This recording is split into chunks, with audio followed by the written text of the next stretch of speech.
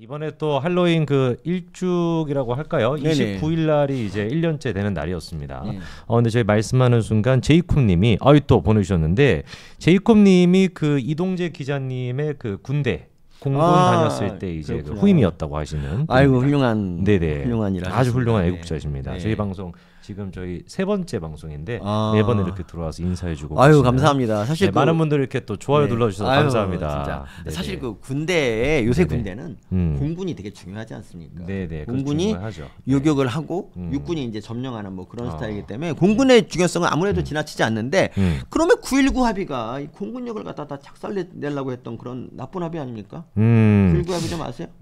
잠깐만요. 제가 일단 요 김재키라고 하는 요분 일단 삭제를 제가 하고. 네. 네. 이런 것도 관리를 좀. 아유, 그럼요. 이제 스패너를 고용하세요. 스패너. 제가 스패너 하면 되죠. 자, 그래서 교수님 빨리 할로윈 어떻게 좀 보셨습니까? 돈 1년 됐는데. 돈 아끼려고 그러는 거잖아. 1년 됐는데 어떻게 보셨습니까? 나한테 100만 주면 스패너. 빨리 좀 얘기 좀 해주세요. 할로윈. 네네. 제가 어제 이제 제가 인터넷 강의하는 게 하나 있는데. 진짜요? 네. 학교 수업. 학교에서. 네네. 어제 이런 말 했어요. 그냥 이제 제가 1년 전에 같은 과목을 이제 강의하면서 이렇게 말했어요. 여러분 저기 집에서 있지만 말고 그냥 저기 좀 놀러도 다니라고. 여러분 젊을 때는 여기저기 다니면서 노는 게 남는 거라고 하면서 할로윈도 가고 이태원도 막 가라 그랬는데. 아이고. 내가 그렇고 이제 근데 다행히 우리 학교 학생은 없었어요. 그래서 제가 이제 올해 그 말을 하면서 후회하셨군요. 참 후회를 하면서 여러분들한테 내가 못할 말을 했다고. 세상에 제일 중요한 거는 그러니까 사는 게 그러니까 삶이라는 게 되게 중요해요. 그러니까 사실 저 같은 경우도 안 믿기겠지만 죽으려고 했던 적이 한 57,000번 이렇게 죽고 싶다는 생각을 57,000번이 넘게 했어요. 근데 있잖아 그때를 넘기고 살다 보면은 정말 살기 잘했다 이런 생각을 또 하게 되거든요. 네. 그런 것 때문에 삶이라는 게 되게 살만한 가치가 있어요. 만약에 이 삶이라는 게 그냥 늘 그냥 아름답고 늘 그런 거면 또 어떻게 보면 지겨울 수도 있는데 이게 다이내믹하기 때문에 그런 거고. 사실 우리 뭐 이걸 이제 정권에 비유하자면 윤석열 정부가 그냥 처음부터 원사이드가 너무 잘하면 뭐 총선 승리를 한다 해도 기쁘지 않을 텐데 저는 지금 만약에 총선 승리를 하잖아. 그러면 대선 때보다 한 100배쯤 좋아할 것 같아요. 왜냐하면 대선 때도 힘들게 이겼다고 생각했지만 정권 잡고 나서 난 1년 반 동안 있잖아요. 근데 원래 난 이렇게 힘들 줄 몰라서 하루하루가 거의 전쟁이었던 것 같아요. 그러니까 더 열심히 글을 쓰고 더 열심히 유튜브를 했던 그런 기억이 이번에 나는데. 이제 그 1주년이 됐는데 1주기를 맞이해가지고. 네, 근데 이제 그러니까 뭐 임 대통령 힘들게 한 것 중에 하나가 이제 그 코로나 끝나고 나서 이제 몰려 나온 사람들에 의해서 이태원 참사가 났던 거고. 그건 뭐 참 뭐 비극이고 안타까운 그런 건데 이것마저도 이제 막 정쟁화하고 그런 것 때문에 너무 힘들었죠. 그러니까 어떻게 이렇게 얘네들은 죽음을 갖다 이렇게 죽음을 갖다 이용해서 정치를 하는 건가? 예를 들면 이번에 그 얘기 들으셨죠, 교수님? 뭐죠? 문재인이가 세월호 때 남겼던 명언 있지 않습니까? 미안하다 고맙다. 이재명도 이번에 똑같이 얘기한 거. 그래요? 고맙다, 미안하다, 잊지 않겠다. 어떻게 좀 보셨습니까?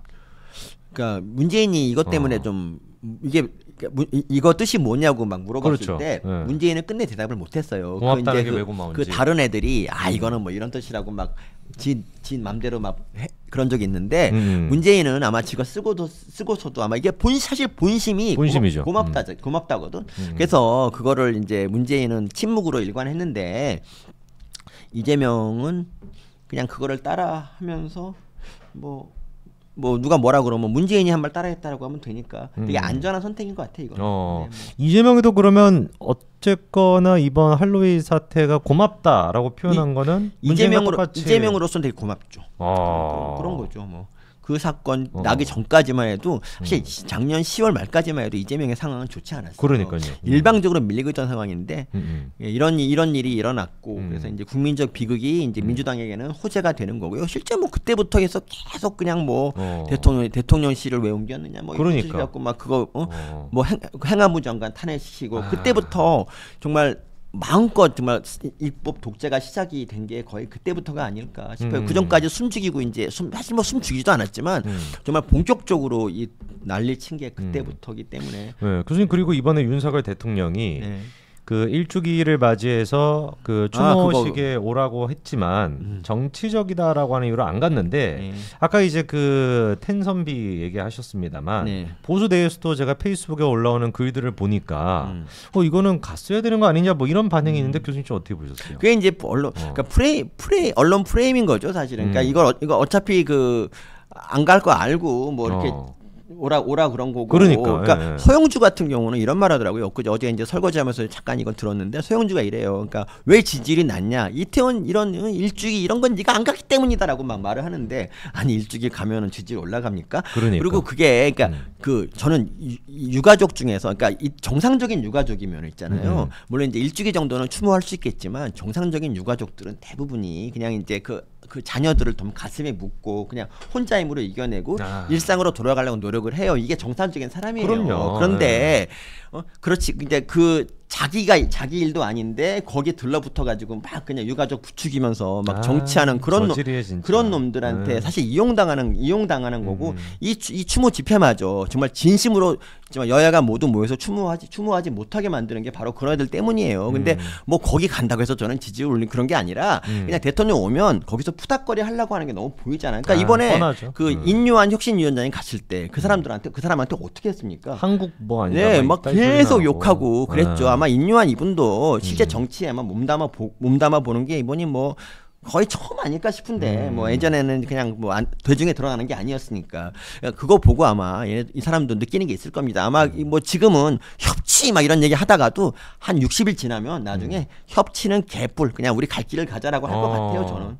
그러니까 민주당을 직접 좌파들을 맞닥뜨려 보면은요 이런 생각이 들어요. 이 새끼들은 사람이 이 SS들은 사람이 아니구나. 이 새끼들은 사람이 아니지. 새끼란 말 해도 네, 돼? 그럼요. 아 진짜 또 바르고 그것만 이 좋은 스튜디오에서 새끼가 웬 말이냐. 이건 아니지 않습니까? 묘사할 수 있는 말에 그거 말고는 없어요. 지금 하는 짓거리를 보고 있으면. 이 새끼들이 진짜 사람 아니다 생각을 진짜. 하고요. 아니, 다른 거 다 떠나가지고 어떻게 아직도 유가족분들이 그렇게 슬픔에 잠겨 있는데 이것까지 정치적으로 그렇게 이용한다라는 건 진짜 인간으로 못할 짓이죠. 그러니까 유가족이 조금만 더 대가리가 돌아간다 그러면은 신현영이 닥터카 사건 났을 때 신현영도 규탄 좀 해주는 그런 정도 퍼포먼스. 그러니까 조금이라도 욕 좀 해주면 얼마나 좋아. 그러면 유가족들이 균형 잡힌 애들이구나라고 생각을 하겠지. 근데 모든 유가족이 다 그런 건 아니지만 뭐 어떻겠습니까? 그 왜 신현영 욕하는 사람들한테 왜 신현영을 욕하냐고. 왜 본질을 흐리냐고 막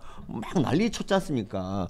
그러니까 유가족들은 안 되겠구나라고 생각을 하고 이미 그러니까 그 다른 유가족들 있잖아요. 진심으로 그냥 자기 자식을 추모하는 그런 유가족들까지 그 사람들까지 같이 욕을 먹어요. 그런 것 때문에. 그래서 저는 어쨌든 세월호가 정말 큰 비극이고 뭐 근데 그렇긴 한데 그 세월호가 우리나라의 많은 지형을 바꿨어요. 그러니까 이 세월호가 정말 일어나지 말았어야 될 사고인 것 같아요. 진짜 그 사고. 그러니까 그 사고 자체는 뭐 어쨌든 회사의 잘못이고 회사의 욕심인데 그게 이제 정권의 문제가 되고 그렇지 않습니까? 사실 뭐 거기서 박근혜 대통령이 7시간 동안 정신을 차렸으면 그 사람이 안 죽어 그런 것도 아니잖아. 예를 들면 그 문재인 같은 경우 내가 자꾸 말하지만 이 서해 월북이라고 몰아간 그 공무원이 차가운 바다에서 그냥 떠 있을 당시에 총불이 앞에 있는 동안에 문재인 뭐 했습니까? 아무것도 안 했어. 아무것도 안 해놓고. 아니 진짜 화가 나는 게 세월호는 어떻게 보면 사고고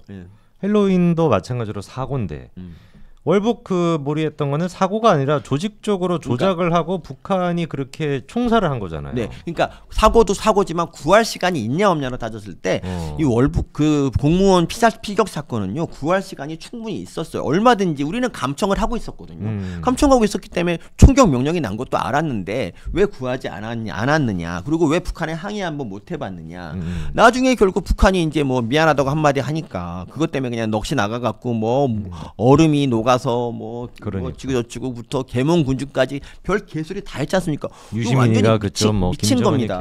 아니 뭐 평소에는 이러잖아요. 사람이 사과하면은 사람이 죽었는데 사과하면 다냐라고 하던 애들이 왜 김정은한테는 그렇게 관대하게 그러니까. 대처를 했던 것인가? 그리고 왜 그 당시 얘네들은 입만 열면 하는 게 국정조사와 특검이잖아. 왜 그 당시는 국정조사조차도 못하게 하고 심지어 국감에 그 관련된 사람들이 증인으로 나오는 것도 다 잘라버렸어요. 그러니까 이런 애들이야. 그러니까 얘네들의 생명은 자기가 이용 가치가 있는 생명과 없는 생명이 있는 거라고. 정치적으로 그러니까 이용할 수 정말 있는지 나쁜 없는지. 놈들이고요. 저는 똑똑히 기억하는데 80년대 그 당시 대학생들 있지 않습니까? 그 당시에 뭐 분신하고 이러는 거 있지 않습니까? 네. 그 뭐 저는 다 이게 정치적인 의도가 있다. 아니 그게 다 저는 다 이렇게 누구 이거를 이제 네 차례다라고 지시를 받은 얘기하는 사람이 있었다고 생각해요. 저는. 그때 당시 뭐 분위기가 뭐 그랬을 수도 있으니까요. 아니 그게 아니면은 90년대 그 초창기에 그 분신 전국을 설명할 방법이 없어요. 어떻게 그렇게 2-3일 간격으로 사람이 분신합니까? 그렇죠. 예. 아니 내가 그렇게 생각한다는데 뭐 어쩔 거야. 억울하면 뭐 한번 뜨던가. 누구한테 얘기하시는 거예요, 교수님? 저기 김정은?